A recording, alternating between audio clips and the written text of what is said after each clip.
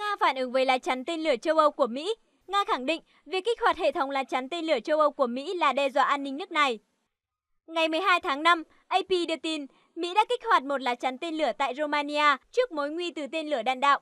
Việc triển khai lá chắn này tại nơi từng thuộc tầm ảnh hưởng của Nga. Cùng ngày, Tổng thư ký NATO Jens Stoltenberg có lịch phát biểu về việc lá chắn đi vào hoạt động.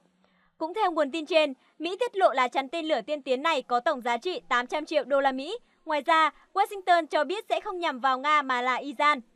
Liên quan đến động thái này của Mỹ, cùng ngày, Điện Kremlin đã đưa ra tuyên bố chính thức. Theo AFP, Nga khẳng định lá chắn tên lửa trên là mối đe dọa đến an ninh nước này. Dmitry Peskov cũng khẳng định nước này không tin quan điểm lá chắn không làm suy yếu khả năng phòng thủ của Nga từ phía Mỹ.